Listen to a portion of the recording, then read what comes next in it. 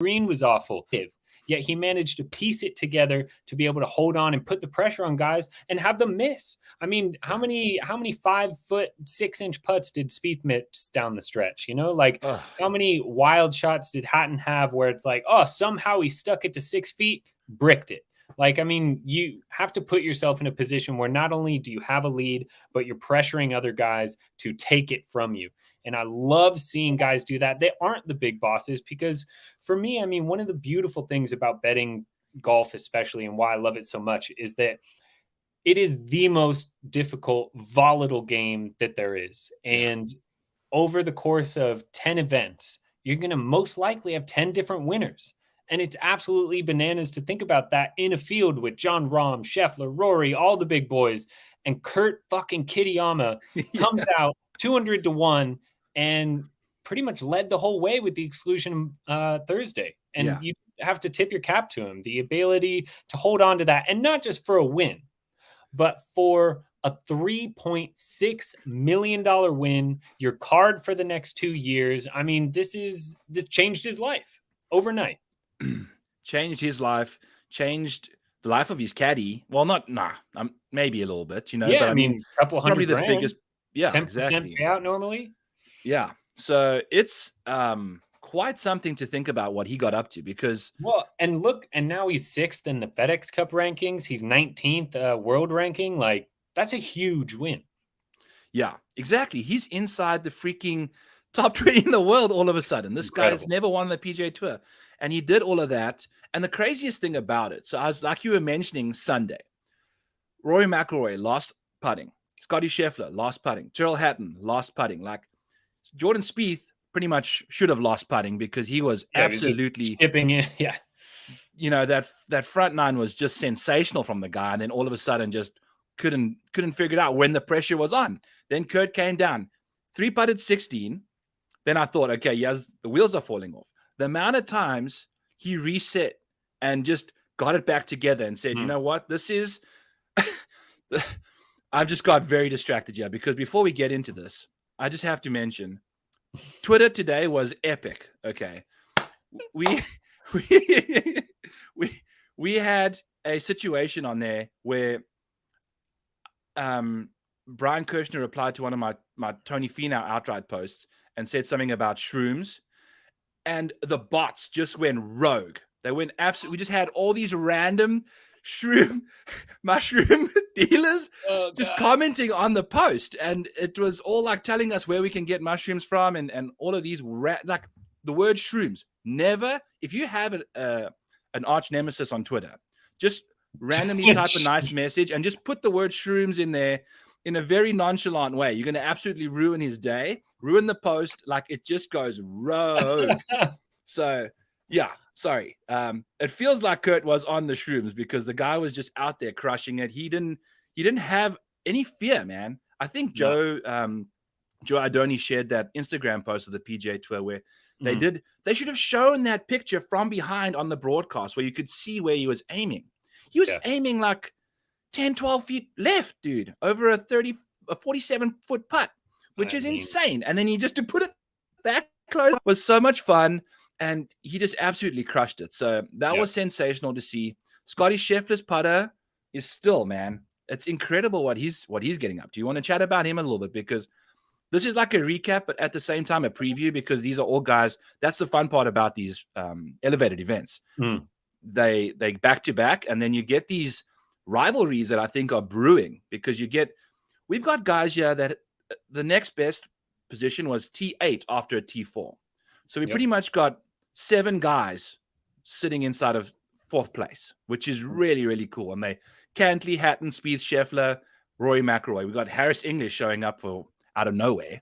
Nowhere. That bunker shot, oh my goodness. Yes, dude. So much cool stuff going on. Who did you think coming down the stretch at the turn?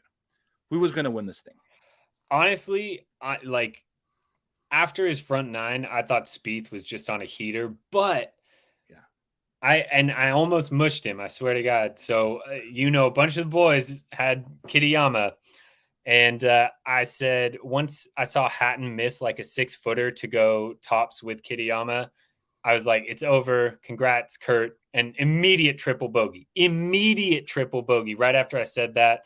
And normally I'm not one of those guys. I never call a bet early. But I thought Jordan was getting up there. And also the way Rory started charging, I was like, watch out. Because when Rory gets hot, we saw it at the FedEx Cup Championship. Like, that was a big run. But yeah, I mean, honestly, I had money on him, but hadn't looked to kind of take control of it there for a second. And I thought this is where he's going to turn it on and get some distance here, but just could not make a putt. And, it was very frustrating to watch, but at the same time, like, you can't have those type of rounds. You can't go, even on the final day when you're chasing. Yeah. I think something that I did notice though is, or at least, I don't know, the camera, the TV coverage was terrible. I couldn't really get a feel for how the guys were taking in the moment. But Tyrrell went from being like this antic clown to he kind of zoned in on that back nine. He was still animated, but he wasn't nearly as ridiculous. I really don't like him. I just can't handle. I can't handle a 12-year-old on a golf course. Like, it's just Jesus. And it's just overbearing and just too much. And everyone's just hyped up about how terrible of an attitude he has. If he has a better attitude, he'd probably be a bit better of a golfer too. But maybe that's his thing. Maybe he needs to pretend like the world hates him in order to get in the zone. But I honestly thought if I were to pick someone that was going to win this thing, it was going to be Victor Hovland, man. Like, I thought he had this thing waxed. He was looking so solid. And then it's like, it's so true. The short game stuff that he gets up to when it's under pressure is catastrophic. He lost almost 3 strokes there around the greens. He's comical. I posted this on Sunday. Just like, the Vic experience is unlike any other in golf. It's like incredible shot followed by bonehead shot followed by incredible save followed by absolutely moronic decision. Like, because half of what's wrong with Hovland's short game and just his kind of game in general is like, he has the talent. Short game, obviously, he struggles with. We've seen it for years now. So there's that. But also a lot of it is like him just making choices to do something that's just like, what are you thinking in this moment? How could that possibly have been what you thought was right to do? And that his caddy, you can see it like sitting there just like, Vic, what are you doing? Also, I mean, so I was tempted, and we'll get to it. I was tempted to go back to Vic for the players. But when I really looked at that Sunday round, because obviously I watched him, almost the whole day, he got some very lucky breaks. Oh, lucky breaks. I mean, especially on 16. Oh my goodness. Like, even his hole in one, which was incredible. You got to put it in the right spot, but that hit the fringe, took a good bounce, but like he had some breaks that don't normally happen. So I'm not sure if the stats really tell the story of, Hovland's experience there. Yeah.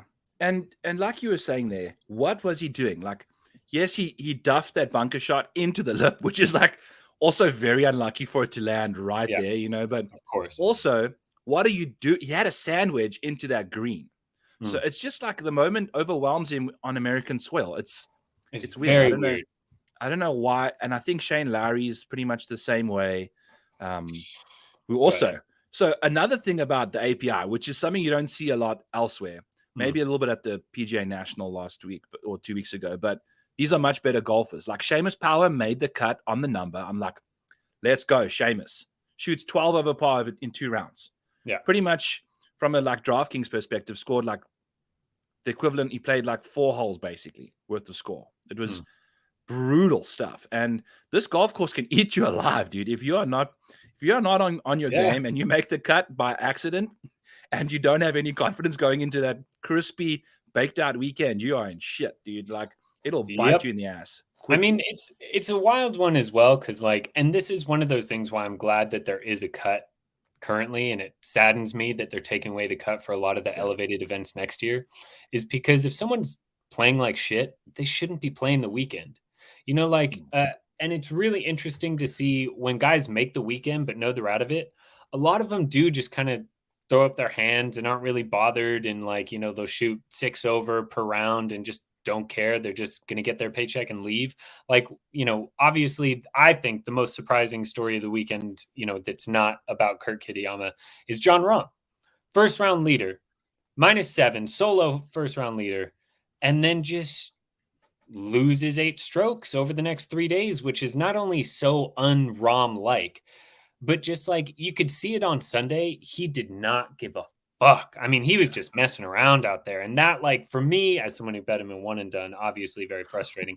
But more importantly, it's just like, man, like, if you're going to have these guys that aren't feeling it in a no-cut event and have to play all 4 rounds, like, I'm just not as excited about that as I am about someone that has no business being towards the top of the leaderboard coming out of nowhere. Like, I mean, you look at this leaderboard and you don't think this is good enough already, PGA? You have McIlroy and Scheffler and Spieth and Hatton and Cantlay and fucking Jason Day and Hovland, Keegan, Cam Young, all in the top 10. But then you also have some guys in there that shouldn't be. Pearson Cootie, for fuck's sake. Ben Griffin. Ryan Fox, like, obviously he's very good over on the DP World Tour, but, like, Trey Mullinex's putting in a great week. Davis Riley's kind of showing some life. Like, I want to see those people on leaderboards. I don't want them to not even be able to come to the tournament, because it's awesome when you get a guy like Kurt battling off all these giants and getting the trophy and putting his fucking name on the locker at the end of it. Yes. Amen, dude. I love this. So, Brian, really tell me how you feel about these no-cut events, brother. I hate it. I mean, that's why, like, the thing I didn't like about Live is, one, the no-cut, but also the smaller field, because then it's like, again, it's not as competitive because you don't have to beat everyone. You have to just beat a handful of people. But, like, also the idea that no matter what, you're getting paid. Come on now. Like, let's make it so that these guys got to earn it a little bit. And I know that's tough and hard, but also, like, that's professional sports. Like, you got to fucking work your ass off. The guaranteed money is like, well, I mean, I'm sorry, but Rory Mac, you're good enough to get money every tournament you enter. I'm not feeling bad for you. I'm feeling bad about guys like fucking, not Pearson Cootie, because I'm sure that guy's doing fine with whatever wealth his family have. But guys like Adam Shank and Aaron Baddeley, Jim they've been having good seasons, and what are they going to do? What's Justin Suh going to do? Like, come on. They've been having great years. They should be rewarded for that. No, that's very fair. I think from a cut perspective as well, it's because I've been listening to a lot of the no laying up guys, because I'm not very good at formulating my own decisions on these situations. Right? I need people like you. I need people like them to give me the different arguments, and then I'll pick my side. And I can understand the fact that it's these pro players that are looking. They're protecting the players at the same time. The product that we're getting, it's a tertiary byproduct, basically. They're just looking at the broadcast and everything. It was crap. So I would love the cut to stay there, because from a matchup perspective, you never want to be in a matchup when your guy's like 5 shots ahead in a no cut event. It's an L. It's just going to be an L, because if the other guy should have missed the cut and your guy made it, then you can cash that bad boy ASAP. And that's the best part about the cut. Top 20s and stuff. There's guys that should have made the cut that will cash that top 20, but then there'll be people like JT that just surge up the leaderboard if you give them 4 rounds of golf. There's a different dynamic to a golf tournament when there's a cut. The pressure is on throughout the event, right? So you can't just most famously, like Xander, him in a no-cut event, you always bet him, because it may take him, a round to get into it, but once he does, there you go. But again, like I just think about, also, you look at an elevated event next year where they may not have it. Why is he one of the most bet people that doesn't win? And I'm talking about Sahith Theegala, right? Because last year on one of the biggest stages at the Waste Management, this kid that nobody knew comes in and is absolutely smashing it through 3 rounds, coming down the stretch on Sunday. He was right in it the whole time. And then obviously, like, just an unlucky hop on 17, and he was out of it, and Scheffler wins it. But now he's like one of people's most famous guys to bet. He's exciting. He's in all the tournaments. He got his own, he was featured on Full Swing.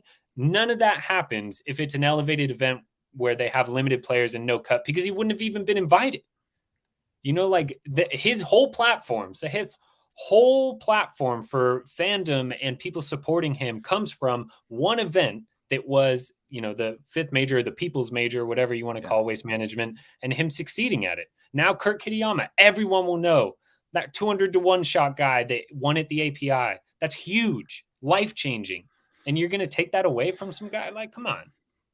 Yeah, no, I can see that, but at the same time, they're all going to be doing their own little thing on the other ones, and they will have a crack at getting into these things. If they win, you'll just have to double down. You'll have to win twice, But that makes it harder. I mean, like, are a bunch of people spouting off about how exciting Nico Echevarria is? No, because the API took place this weekend. But next year, you're going to have, all the guys that could be exciting at the API playing the Puerto Rico Open. No offense to the Puerto Rico Open, but I'm going to be watching the API because it's got all the top players in it.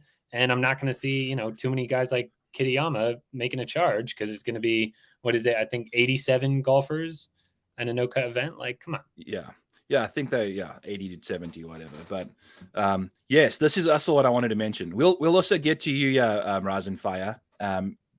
We'll get to you in a bit. We'll get to the players in half an hour because I got some miscut ideas. Oh yeah, the cuts are coming in hot and heavy. So, but my man Eric Darbo, plus a DFS player, cut allows either divest once we know a 4-for-6 is out the money or calculate a chance of the 6. So I think from a gambling perspective, the cut is just the sweat. That's just there's literally a website called cutsweats.com that everyone uses. Like that's the shit. It's the best. We love to watch that stuff, and that's what makes a Friday evening so much more enjoyable because you got someone that you heavily invested in that could easily just ruin your weekend. But if he makes a random birdie that no one cares about and makes the cut, you're all of a sudden sitting sexy. So it's definitely up there. Let's talk about Jon Rahm. What the hell happened to him? I mean, I don't know. And it kills me because, I'm sitting there feeling fine after round one with my one and done. Yeah. But yeah, I think again, and this is any golfer. I've been there as, you can't even say an amateur, as a casual golfer, where you have a bad round and you're just like, I'm over it. Like I'm done, like Jon Rahm's been playing a lot of golf. So have a lot of these guys, and I think it just got on top of him because he had a bad Friday, and what are you going to do the rest of the weekend? You're not in it, but you have to be there, and it's an elevated event, so you want to make sure that you're, finishing all 4 rounds. You don't want a WD from it, but yeah, I just think it doesn't surprise me that we got this from Rahm because he's been so elite that in his defense, it's Tom Kim at the Sony, it's Sung Jae at the Sony, like. You play enough, you're doing well enough. At one point, your body is going to say, I just need a break. Your brain's going to say, fuck it. I think this was that for him. Yeah. He gained 3.5 strokes putting to shoot even par on Sunday. Crazy. What is going on with that? That's ridiculous. Someone else that I was heavily invested in was Max Homa, who had the worst putting stats out of everyone inside the top 40, not named Emiliano Grillo, who is also an absolute character. Shout out to our boy that retweeted our outright post, the only pro to do that so far. Keep tagging them in, and I think I'm probably blocked by a few of them by now. But especially if I put like Matt Kuchar on a Zimmer frame, I don't think he'll appreciate it. But it is what it is. We're just trying to make it fun and enjoy the thing. Yeah. So that's cool there. Max, dude, that's the thing about golf betting, dude, is like he played so well, and as one of the best putters in the field, was one of the worst putters that week.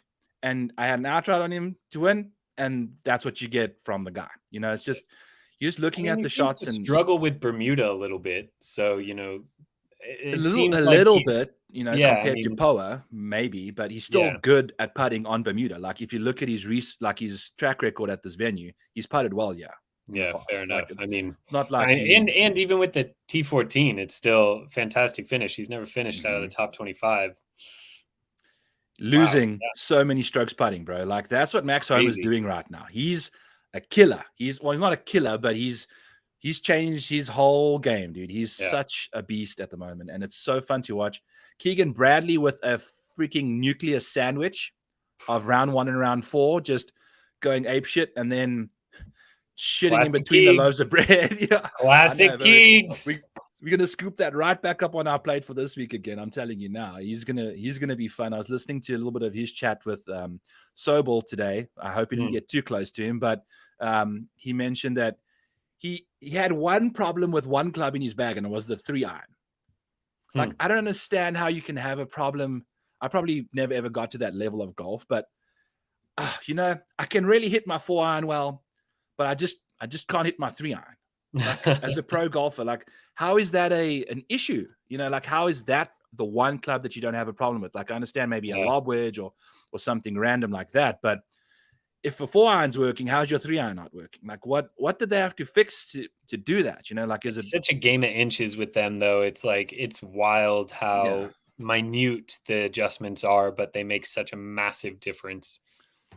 Yeah, dude, it is crazy and it's fun. And he says now that he's got he doesn't have an issue in his bag. He says even the 3-iron is waxed. So Keegan is on the card this week, baby. We're going back to him. I saw that. We're going to see what he can get up to. But before we get there, so let's as we go through this board, we'll figure out where was this one. Who's going to miss the cut from Rise and Fire, who I think I'll be joining on Friday. Maybe I don't even know if we still got that on the cards, but we'll figure that out. But we got John Ramia, Scotty Scheffler, Rory McIlroy, pretty much all, depending where you go, shop, 9-1, 11-1, 10-1, Yep. If you were to pick, then this starts the segment of back 9. It's going to be, you're going to back a bet or you're going to say 9, as in German, no. We'll keep the Hitler references to a minimum and kind of go from there. So if I say John Rahm, back or 9? If you have to pick one of these 3. One of the 3, 9. Rory McIlroy, back or 9? 9. Scotty Scheffler. Back. Okay. Why? Why Scotty? The reason why is quite simple to me. It is because Scotty is just a model of consistency, but he hasn't been putting great, and he still has a win. Yeah. We're coming to a course where you don't need to be that great of a putter, and you can get a win. Yeah. And Scotty Scheffler is an elite iron player. What he can do from 150 and in is wildly incredible to watch.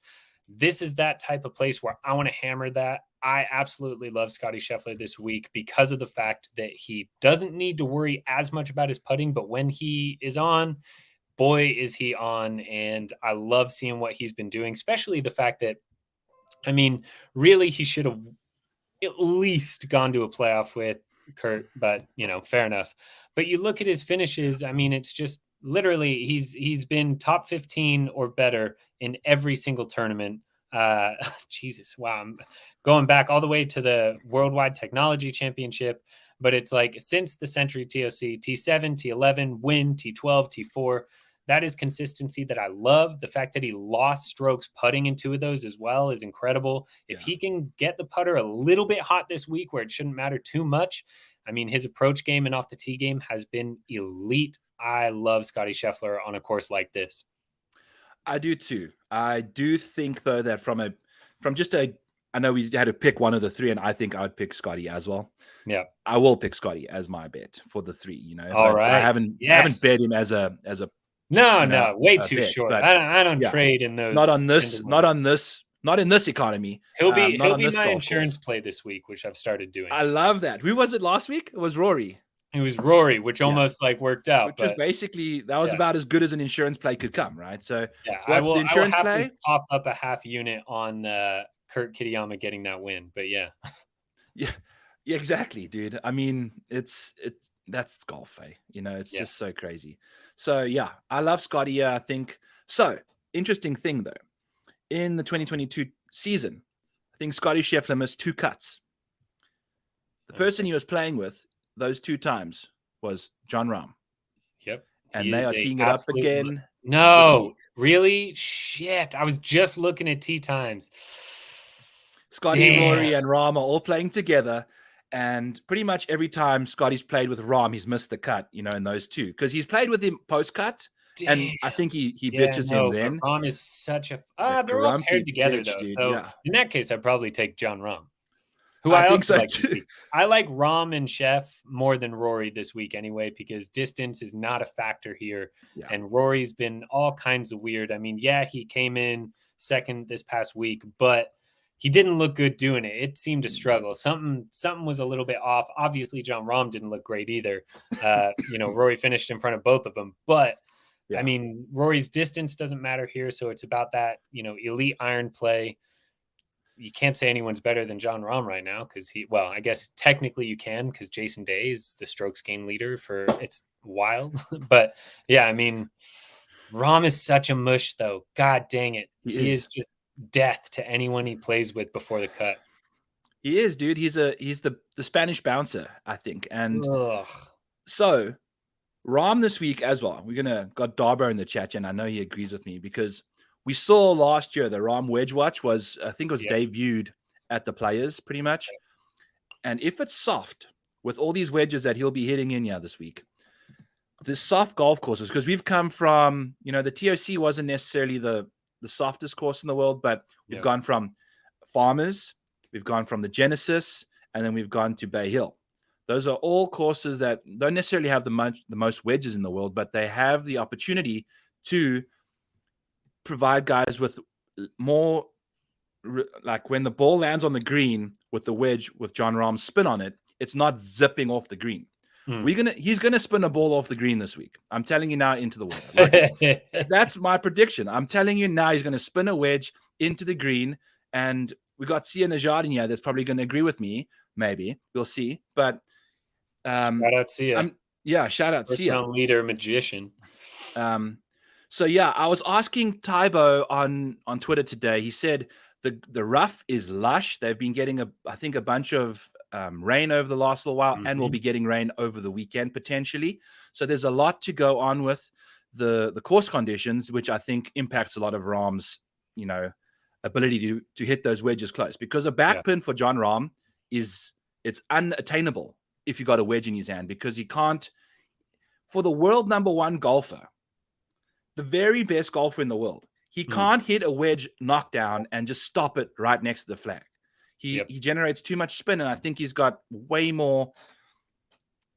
He's got newer clubs now. I think he's got newer wedges, which is also causing shit for him. So he's going to be spinning all sorts of, and he's 11-8 in DraftKings, and he's 9-1 to win this event. So I get it, but off the tee is usually what he's good at, which hasn't been good at lately. Gaining 3.5 strokes to shoot even par.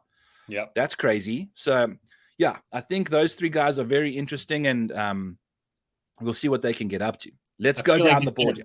Bite me in the ass with Rory, but I got to plant a flag. Between the three, I got to plant a flag. Yeah. I think so too, dude. I mean, that's the thing. They are so elite. God, they're the big three. They're there for a reason, and that's just like how it is. So what a hilarious, just straight up looking at Rahm's consistency. Just in Century, I got to say it because it's hilarious. Win, T7, 3, win, T39. What a ridiculous blip on the radar.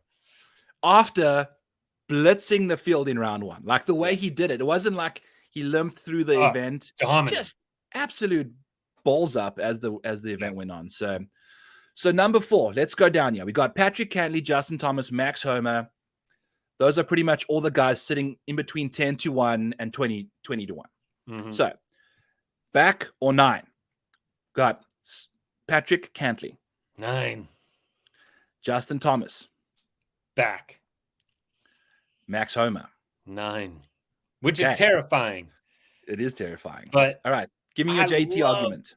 I loved a lot of what I saw from Justin Thomas. Obviously, his Sunday was garbage, but you know what he did do well on Sunday? He putted well. And Justin Thomas is not a great putter, but when the putting is on, the man can make magic happen. And the fact that he's gained strokes putting in his last 4 tournaments excites me. Also, I mean, you take his driver out of his hand and talk about all these long irons that we're going to be hitting this week. That's where he excels. That's where he does really well. And obviously he has a great history here. Won it 2 years ago. Last year, T33, but no one's counting last year for anyone except Cam Smith because it was such a nightmare. when I think about the epitome of a player that would do well at this course, he is right at the top of the list for me. And, I think a little bit of it as well is just like Max Homa has been so consistently good. And I think Jeff Feinberg is the guy who says this, but in golf betting, especially outrights, you have to find a reason not to bet a guy. And Sure. Max Homa on the East Coast doesn't do it for me. Whereas Justin Thomas has history here, has wins here, has shown that he can get it done. And on this type of course, I think he can excel. And one thing I loved was just seeing how he got his putter going last week and at the Genesis. And so I'm thinking that he can do it again, put in a good performance. Okay. I can, see that. I do think, but I disagree. But I would back Max. I mean, Yeah. I've been on him and I've missed every single one of his wins, but I've bet him probably like 6 times already. So he's Sobel cursed this week, right? Well, thank God, because I don't actually have him on my card this week because I couldn't justify a 20 on him. Fit him not in this field, but at this course. I think this course is playing a bigger role in my decision making for outrights this week. So I haven't, got a single 20 to 1 or lower bet. I think my best. Yeah, I'm shooting darts for 28 to 1s and things like that. So I'm all about it. Bring it on. But Max, I think, finished T10 or T14 here last year when he was starting to be a better golfer. And now he's obviously had a full year of just absolutely kicking ass. So looking forward to playing him in a little bit of DFS if it makes sense and maybe some matchups. So, all right, let's get into the 20 to 30 range. Back or 9? Xander? 9. Colin? Back. Victor? Back. Tony? 9. It's very tough. Very tough, dude, because you're starting to get into the real this is where the value comes in and all of that jazz. So I think Jim, who was in the chat here earlier or is still, got me on Tony at 46 to 1 earlier. I mean, if I had Tony at 46, I mean, it wouldn't even be a question. I actually took Tony the double to win the Players and win the Masters at 700 to 1. Just a little sprinkle on that because his game should be amazing here. I mean, he's perfectly suited to this course. And I agree with Vic. Like, that's why I love Victor this week. I think he's perfectly suited to this as well. But again, if you're trying to find a reason to not put money on a guy, it's just history. I mean, I've never, when you look at Tony Finau, a fantastic, fantastic iron player, but his record at the Players is just garbage. And again, like, I think he's a different golfer now. I genuinely do. If you take away even last year's miscut, because again, he was in the bad weather wave anyway, but it's just like 3 miscuts out of his last 6 attempts, 4 out of his last 6 attempts. And his best finish is a T22 on a course that he should be great. Like, he's only gained around the green once. Like, I just, the cat's out the bag, the jury's out. But also, I think he's a different golfer. I think he's way better now. I don't think this is the week where suddenly he gets it done.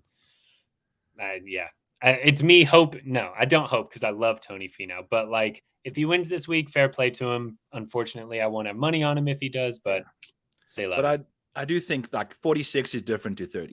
That's 46. I would be hammering. Easily, absolutely, yeah, exactly. Just give that a skip. So who else did you say back? Colin? I said back with Colin.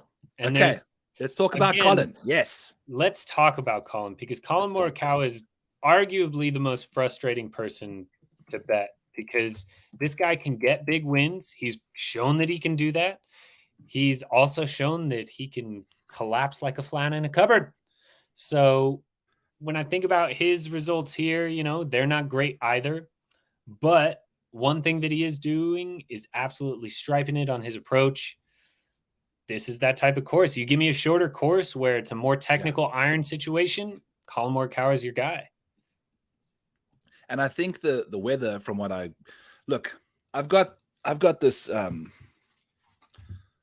clown wig that I use for my weather reports because I don't know shit about the weather. I'll look at it and it'll tell me it's going to be windy as balls in Orlando, and then all of a sudden the flags aren't moving, So I'm looking right now. Thursday's supposed to be nice all day, highest gusts of 15, so nothing for a pro golfer. Friday is supposed to be the McFuckery with some rain, wind, but also really hot. So Friday is where it might be.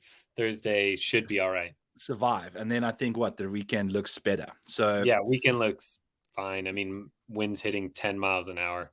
Exactly. So if he can survive that little bit of wind, because he is like a little petal, just the wind blows and it's just the flower blows apart. So it's tough for Colin, but 28-1 is a nice number for Colin. Seeing 30 now as well. Oh baby, yeah. So I mean, if you're in on that, I love it. The ball striking's there. He gains on the greens and around the greens in majors. Like if you go and look at his major track record, he putts and chips like a professional elite golfer at majors. Yeah. Any other, like his average for anything else was just terrible.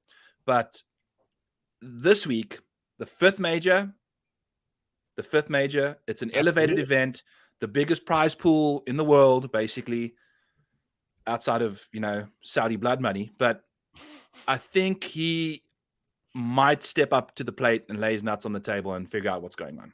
I hope so. That's the thing. I love Tony Finau. I'd love to see him get a win in a big boy event. Yeah. So I'm talking about Colin. Colin. Oh, Jesus. Yeah. Well, yeah. They're the same person. No, Colin, basically, Colin is so much more frustrating because it's like, what are you doing? What are you doing? Why all of a sudden are all your talents gone? Okay. Speaking of people you want to strangle, let's go down this one. Yeah. 30-40. J-Day, back on 9. You know what? I will say back. Okay. I agree. Geordie. 9. I agree with that too. Matthew Fitzpatrick. 9. Yep. Tyrrell Hatton. Back. Okay. See, I think Tyrrell's a guy that plays well at Bay Hill, like the longer approach shots. I don't know about the wedges for him and all of that jazz, but he's playing really good golf right now.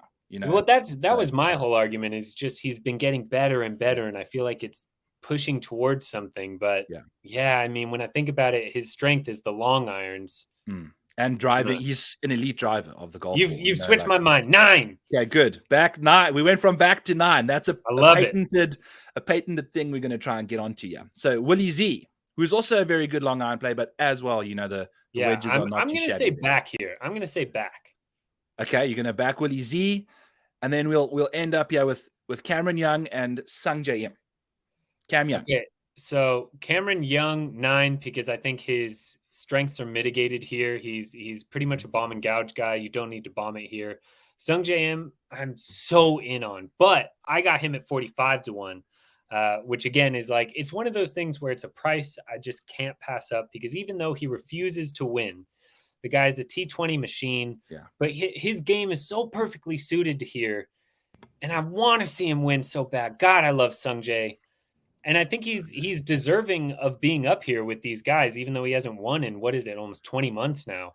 Yeah. But God dang, would it be great to see him win. And it should be a course that suits him extremely well. It should. And the thing is, though, like, this is the beauty of golf betting, is on paper, there are guys that absolutely, why haven't they won? Like, why haven't they won? But then you watch them putt on a Sunday. Oh, Jesus. And then, like, it's so difficult to put that information into a statistical profile or, an objective viewpoint. But you can see on a Sunday, they just don't have that killer instinct that... No. And it's so frustrating. I mean, Sungjae's been struggling in the best area of his game. His approach game has been somewhat lacking in his past couple of events. I just, I'm excited for after this week because he's not playing the Valspar, so he'll get his first break of the year. He's played every single event so far this year. So I'm excited. And didn't he just get married? And he got married. I mean, but also like the South Koreans, man, they have some sort of motor in them. Like, they love to play golf. Him, Siwoo, KH Lee, Tom Kim, they play every gosh dang event, and I love it. I love the South Koreans this week. I think if you built yourself a South Korean only lineup in DFS, Kenny you'd be all Kim. right. Yeah. But I love Sung Jae. I think his game suits here especially well, and maybe the idea that he knows he gets a break next week, kind of a gear up for the Masters. Maybe it galvanizes him to get a win. Yeah, one final push, then he knows he's going to have to go back to his missus for a week. Exactly. That's the crazy thing is like, how do you marry this person and then just go and play 10 straight events in a row or whatever? How many did you say in a row? In his defense, I would just say that, that's his job. Like when you get married, you can't just take 8 weeks off. I mean, maybe if you're really wealthy, you can, but like his whole job and his whole livelihood, and I would assume probably, his wife's livelihood is tied into his ability to get it done on a golf course. And with these elevated events, you can only miss, I think, if you're top 70 in the world, I think you can only miss 2 of them. So maybe he's just doing them all now so that later he can take some more time off. But yeah, I mean, I'm a Sung Jae guy, and I think his wife probably supports the hell out of him. So let's get it done, Sung Jae. Okay, cool. No, I rescind my comment there. I feel like you made a much better argument than my very baseless sexist comment there, and just no, it's not sexist. It's not sexist. I mean, hell, baseless. I went on a honeymoon. He didn't. Maybe he's saving it. He's saving it for when he wins, and he's like, "I'm out, peace." Or maybe he is on the honeymoon, like he's just breaking it up, like while he's going all to these exotic locations. Monday to Wednesday. Just like, okay, 2-day honeymoon today, this week. We'll roll. Okay, let's keep cruising. Yeah, we're gonna just kind of. I'll just mention some names and then let me bring one more thing back though. You did mention him. Yes. I like Willie Z this week. I haven't bet him yet because I'm gonna wait to see. I've seen him float from 25. He's at 35 now. If he gets to 40, I'm hitting it. I just love his game in events where I do not think the winning score gets above -12. Obviously, he plays. We've seen it in majors. He plays extremely well on tough courses. This is one of those. And if he can get his putter a little bit high, he should be all right. He's, finished T26 or better in this event the 2 times he's played it. I think that he can get it done this week, but I'd like to wait to see if that number gets a little bigger before I bet it. Yeah. And just as testament to that strategy too, if you a live ad kind of person, he's come out on record saying he's a slow starter. And if you look at his strokes gain metrics, round 1 is not necessarily his best round of the 4 anyway, like Saturdays and Sundays when he really balls out. So, you can easily maybe catch that 40, 45 after a Thursday round that you shot level par, Exactly. But I don't know if that would move it back or not. But, you know how to do that stuff, betting live. And if you keep an eye out, you can definitely take care of that stuff. So keep an eye. Okay. Yeah, keep an eye. I thought you said you wanted to say one more thing. No. So, Cameron Young's putting, dude. Oh, boy. It was looking good. And then, again, it just, after that first 1 or 2 rounds, it's just, he's got a problem. He's got a legit problem going on right now. It's interesting. I think, obviously in a very different way. But I was talking about this a few weeks ago. Maybe he's on the Davis Riley trajectory of just came out super hot, finished incredibly well for so long, never got over the line. And now he's kind of, I hesitate to say regressing because when you look at Cameron Young's game, he's extremely talented, but maybe it's just like, the pendulum swinging back the other way before it levels out and he starts, contending all the time. I mean, you can't argue his finishes other than the waste management. I mean, he's still, he's solo second at the Saudi International, but a T20 at the Genesis, T10 this week. You can't say he's playing badly. No. But in terms of win equity, I just don't think it's there with him. Not yet. Yeah. And I think we saw the same thing with Spieth, is if you've got a crack in your game and then you find yourself in contention, that crack is just put under pressure, boy. And that's exactly the case. So I had a Tom Kim 40-1 future, which I thought was going to be a closing line value Hall of Famer, when I placed it. No go. I mean, there was 45s out there, 46s. So his play hasn't been good. He's also putting has been very poor lately. But I think what I kind of realized with Cam last week is if you put someone like that on a golf course that they feel more comfortable on, their deficiency isn't going to be as Like they're not going to think to themselves, "Oh my god, if I putt badly today, I'm out of this thing," because they don't have anything else to rely on. They can actually rely on the rest of their game to kind of just keep them afloat. Where I think Tom, with his lack of length and whatever, has been playing on some big boy tracks, and pretty much since he got mic'd up, shit has just been south for him. Like if you think about it, he had an eagle putt to get to like T5, missed a 5-footer after hitting it closer than anyone all day.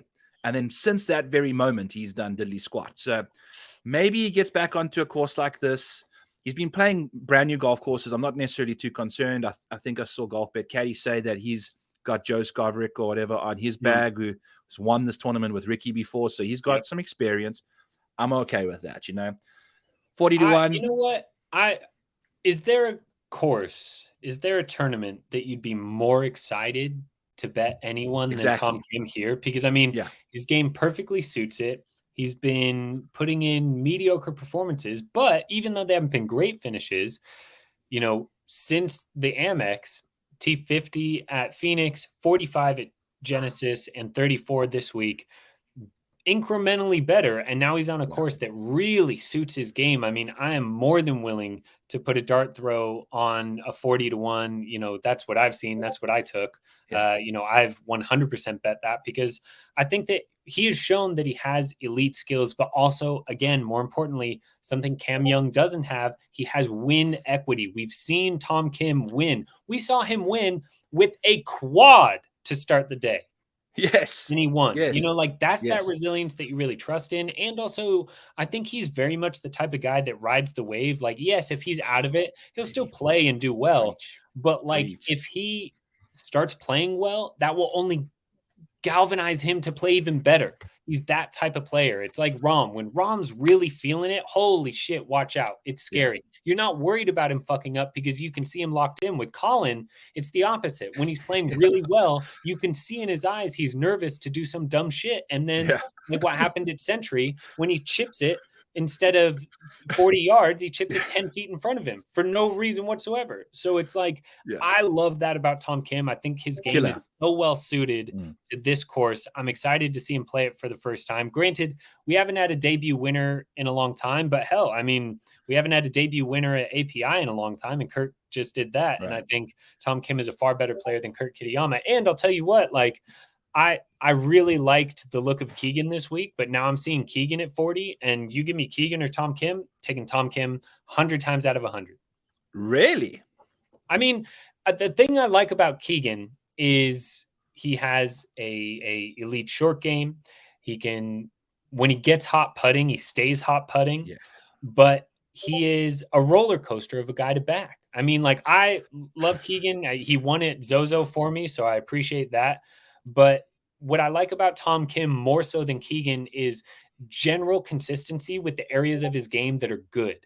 With Keegan, whilst I do think that he is a very good play this week and well suited to this course, especially when you look at the fact that his history here, I mean, he has a T5, T7, a T16, but it's like, how's Keegan been doing on the most important stats? Let's look at, approach. It's like he loses a full stroke on approach at Sony, then he gains a full stroke at the Farmers, and it's like he gains just 0.12 at the Genesis, then he gains almost a full stroke at the API. His putting is up and down. It's just his consistency isn't there. I'm not as big a fan for this specific thing. If you gave me Keegan at 50 or 60, absolutely. Cool. But at the same price as Tom Kim, give me Tom Kim. That's a fair point. I do think, Tom has shown in a very short period of time, he's just that savage closer. That's what he does when he's vibing, and then that's all he needs. And that little dominoes are starting to fall on a shorter course like this already. So we saw our boy over here, Tom, say, take them both. Choo choo. Take them both. We did. So we got Keegan at 66 this morning. There you go. I mean, 66. So, that's a totally different thing. That's a money Looking number. at live lines, they're the same price, Yeah. Absolutely. So, love Keegan here. And his course history is pretty solid too. And pretty damn solid. And the fact that he doesn't have a niggly 3-iron in his bag anymore, that's something I'm really excited for. He's got his whole bags working for him. Yeah. All right, let's keep on scooting. Let's think Sam Burns, in or out, back on 9. You know what? I'm 100% fucking in, because I'll tell you why. Yes, he's been bad. He's been very bad this season. but he still has a few top 15 finishes, a T6 at Waste Management, which you love to see, 2 missed cuts in a row, losing on approach, which is normally his game, which kind of like freaks me out. But what I love about Sam Burns is, again, the guy can close, and the fact that I got him at 100 to 1, a top 15 golfer Yes. in the Okay. world. Okay. I'm taking him. And I'm all right. I'm a Sam Burns truther because I believe, like, from what I watch of Sam Burns, he's so damn good. And I really believe in his elite status, and I feel like he never gets the credit he deserves. But he's a top 15 golfer in the world, and you're giving me 100 to 1 on him when he doesn't have to rely on his driver. You know, he's been terrible in approach the last 2 weeks, but you know what? Like, I'm looking past it. I'm taking a shot on him. Give me Sam Burns.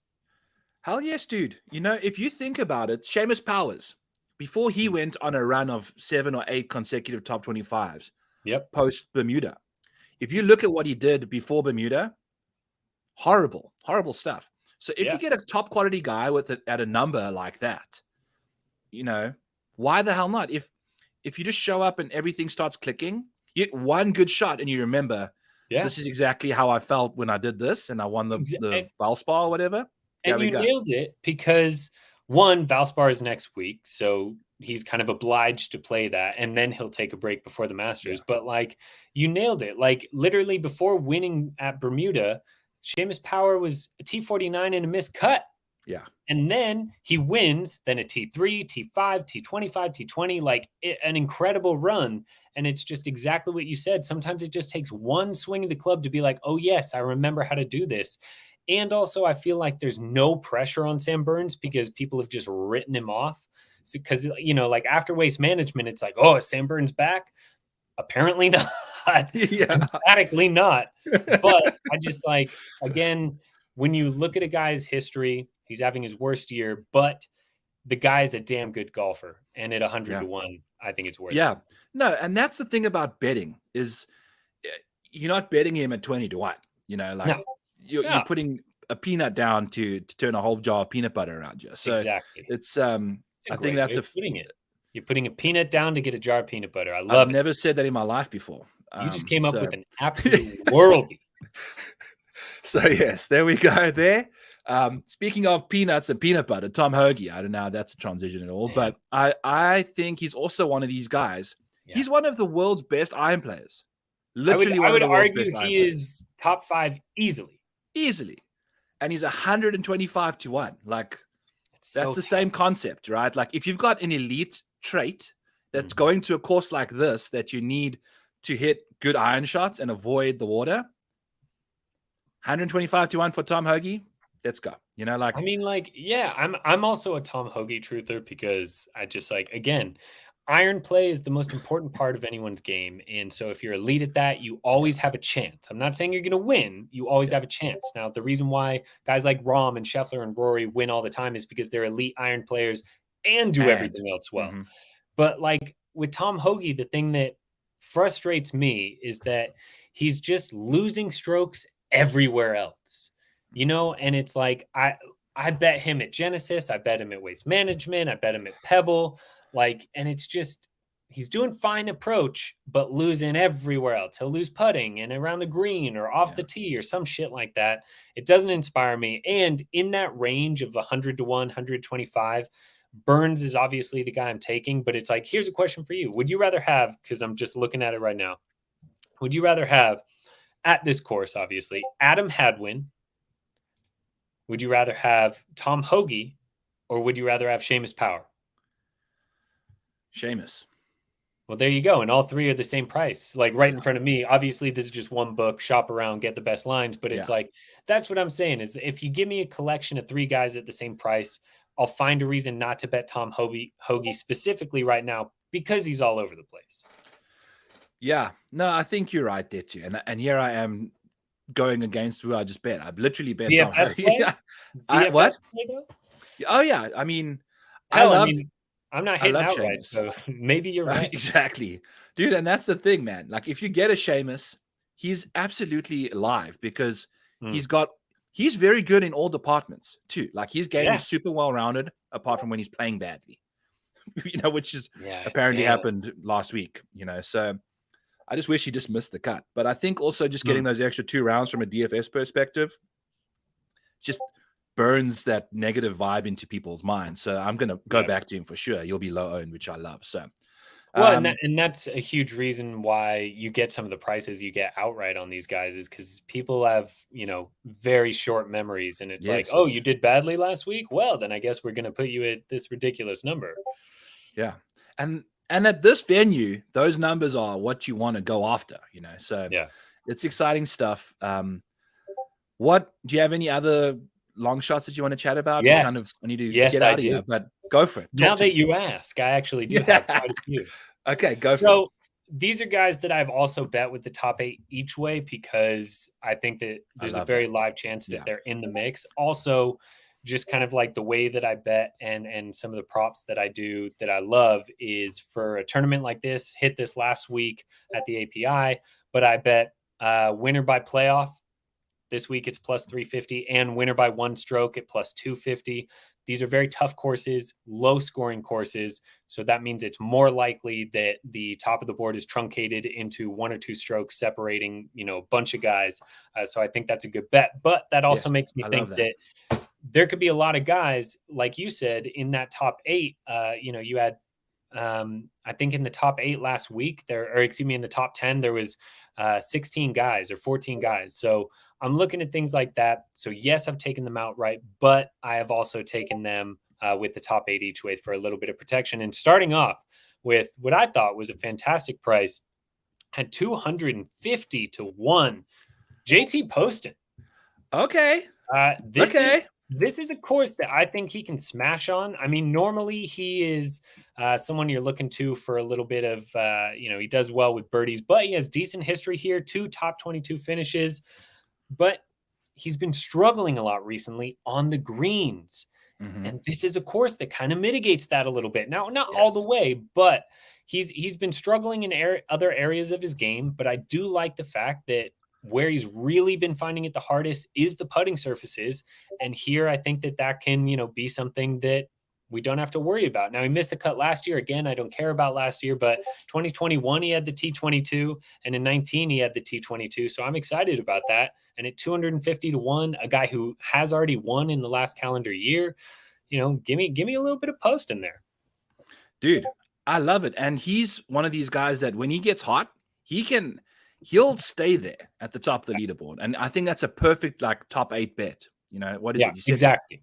8 way each way, 8 place each way. Yeah, 8 places each way. Cool. Yeah, no, I love that bet, dude. And this is also one of those shorter courses, and not necessarily he doesn't have that length, that we've had to have at these other places. So yes, sign me up for that. Absolutely. Who else? All right, I love it. I got 2 more for you. Another one. Now, this is a guy, I think a lot of people he feels like a sleeper. He feels like a guy, nobody's talking about, but everyone's talking about him. And I am one of them. It's Ben Griffin. I got him at 250 to 1. I just love the fact that he's showing that he can compete with these big guys. Had a nice T14 finish at the API. He's been gaining around the green and approach. He lost strokes approach at the API, which isn't great, but he's been gaining elsewhere. In all other tournaments, but he still came in T14 losing on approach. This is a guy whose game is extremely well suited with his short game play. And I'm really excited about him. I mean, I'm not a big model guy, but I do pay a lot of attention to people who do use models because they are much smarter than I am. And he pops up a lot. And so, I'm excited about Ben Griffin, 250 to 1. Absolutely. Give it to me. Yeah, and his wedges are, if you look at those proximity splits, that's when you're going to do all your scoring and some par 5 stuff, but he's really good when it comes to a wedge in his hand. And 250 to 1 is such a nasty number, dude. That's a sprinkle. That's like absolutely. A peanut and shell, and obviously I'm sure we all do, but this is the Pat Mayo stat, but the Wyndham is a very good comp course to this in terms of short course and all that. And the Wyndham was actually his first PGA event, and he finished solo 4th. Yeah. So, it's just one of those things. You look for reasons to bet guys, and that's a damn good reason to bet one. I'm excited about it. 250 to 1.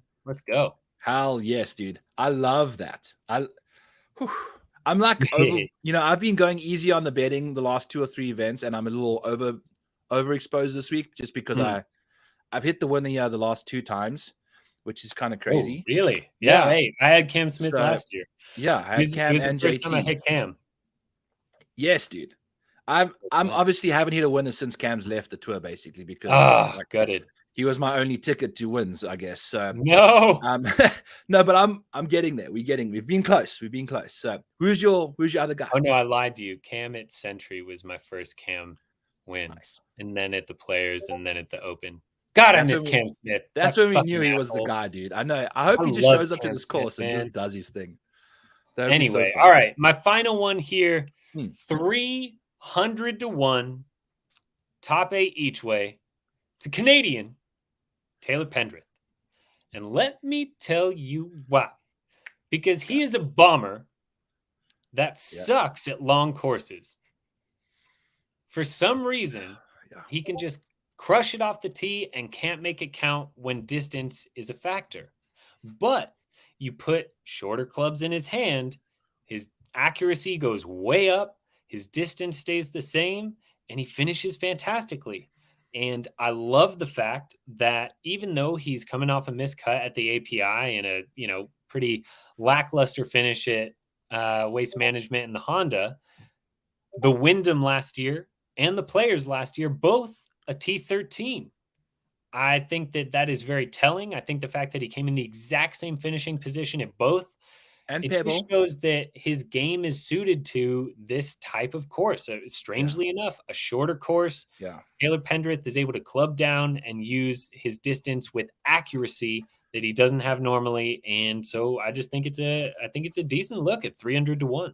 Dude, I totally agree, because I bet 3 matchups against him at Pebble Beach, and he would have one good tournament he has. Literally, that's his coming out party, and now he's been playing a bit better since.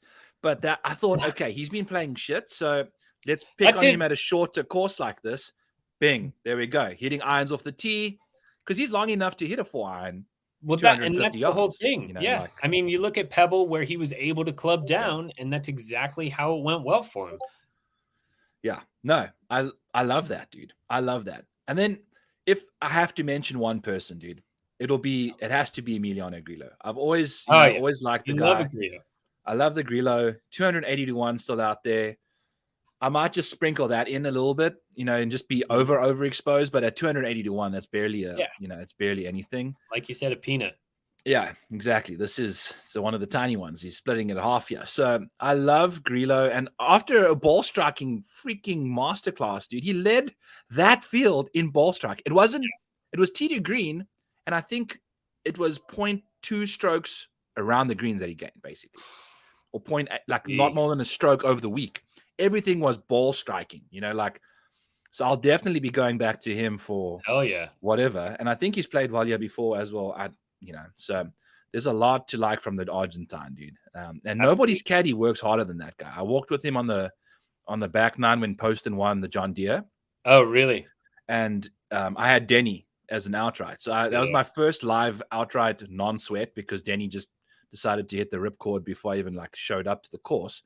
But just so rough. Yeah. I mean, but Grillo's caddy, dude, he grinds. He's always ahead of Grillo. He wears his long ass white socks, and he's just got the number for him. Every single time he's on the tee box, he's just ready to go. He just knows exactly what's cooking. So I just love to see that. He's just a good team and Grillo's a fun, chilled guy. His social media presence is quite fun to interact with. So. And I also want to give a shout out to another player that I think could be really good this week, but I'm a big DP World Tour supporter. Don't sleep on Thomas Dietrich, the big Belgian. I think that he could have a decent week here. Again, a guy who's, distance is normally his thing, but again, clubbing down, accuracy is not his thing. So the fact that he can use smaller clubs, I love that. But his approach is decent around the green, and putting game is on point. I love him for an each way. Heads up, maybe if you're doing DFS or something. Oh yeah, dude. I've been on him so often because he's so consistent. He makes the cut so regularly until everyone was on him at the Honda, Yeah. Like I think he was one of Great the highest owned WD. guys. And then he had allergies. He had peanut allergies. So maybe we can. Jesus. Or I'm not saying they were peanut allergies. We were just on the peanut train, yeah. But I do think he's one of the most consistent guys. But then you look at his round 2 and because I do all the showdown stuff, round 3 and 4 for him. Yep. Is you don't want to play him when he's close to the lead, because he gets himself into contention and then he kind of hits that ripcord as well. Like there's just certain guys that you can just tell that's going to happen with. So very, very interesting character too. But these Europeans, they're starting to come on the tour again and do some good things, man. It's exciting times. Absolutely. Yes. All right, Brian. Thank you, my brother. That was sorry, I got to jump onto the turn here in a little bit. So no worries. Thank you so much for having me. I have a question for you before we go. Yes. I need some help. Who's your dark horse? Not too crazy long shot, because we're all doing long shots, but like that 60 to 100 range. Who do you really like that you think has a real chance of winning? And don't say Siwoo Kim, because I've already bet him. Who's your dark horse? Who do you think no one's thinking about that legitimately could come out here and make a showing? Chris Kirk. God dang it. That's exactly who you needed to say. I love Chris Kirk this week. I say this because look at what he's doing. He's gaining strokes on the field everywhere. He's obviously he didn't win for ages, but whatever. Now he's got that boogeyman off his back, dude. Yeah, like and again, no one's rating him, but you look at his game, he sucks with distance, but is fantastic everywhere else. He's been gaining around the green and on approach in the last. How is this course not different to what he just won on? It's basically the same place. Yeah. I mean, I feel like, course specialists are going to kill me for saying that, but the distance off the tee, accuracy required, short irons in. Yeah. He only has, again, I don't count last year because of the weather, but he has one WD. Other than that, it's made every single cut since 2012, excuse me. At the Players? At the Players and at the Wyndham. Dude. Yeah. So I like Chris Kirk a lot. I think maybe like a T20, I think his confidence has to be soaring. I mean, he almost beat John Rahm at the Amex, dude. Absolutely. That's what we should have known. Like, okay, this guy's going to whoop up on Eric Cole. That's although a he tried to call. Yeah. And I'm seeing him at 110 to 1. Oh, baby. Damn. Yeah. Chris Kirk. Well, thank you. I am now betting that. You. So okay. Nice T20 on Chris Kirk. Thank you very much, ladies and gentlemen. I think so too. I will. What is his T20? What's Chris Kirk's T20 is? So I'm doing a bit of price shopping here. Chris Kirk. One of my favorite books just started offering all the first round placements, and they are fantastic prices. Chris Kirk, I'm seeing 300 plus 300. Yeah, I mean.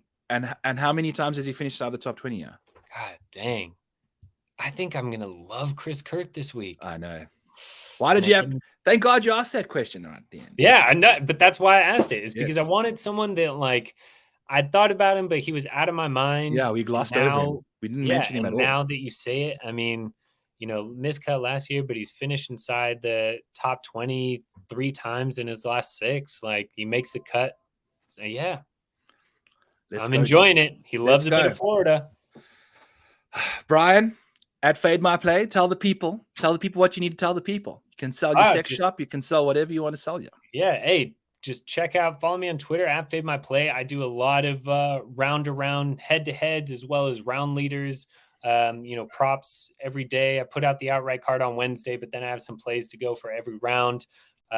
Absolutely love doing it. And, just shout out you and your Rotor Baller articles that I absolutely love because they definitely help me day by day. But yeah, man, I mean, just get out there and engage. Everybody start betting golf because golf is fucking electric. Oh my God. Kurt Kitayama can win. Anybody can. God. Yes. Not just anyone, but one man, and that's Sam Burns at 100 to 1. Okay. Don't we have a universal bet? A universal bet? Don't we have someone that we have the same bet on? This week? Yeah. I know you're on Tone and Keegan. Are you on either of those? Are you on Colin? No, you're not on Colin either. Are you on, Colin? So then it's the Colin W. Then we both win. All right, good. We can't end the pod on you just having a W. We need to both have the dub. No. I'll happily jump on that fire when he's plus 12 after Thursday.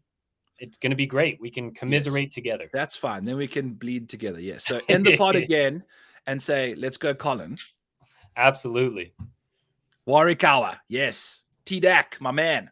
So awesome stuff. Thanks for the chat, dude. Hey, thank you so much for having me on. Absolutely love it. Yes, I love chatting golf with you. Obviously, we can do it for 77 minutes, which is a beautiful number to end this on. So, folks, go check out rotoballer.com and follow my boy there at Fade My Play on Twitter. Grab me at the Model Maniac. I'm sure you do that already. And I'll be back here tomorrow on my own, doing my same thing again for Back Nine Bets, episode 53. So, all right, folks. Let's get out of here. That's the outro. I'm gonna sign you up for my my intro and outro to sing. There you go. All right, folks. We'll catch you guys later. Thanks, Brian.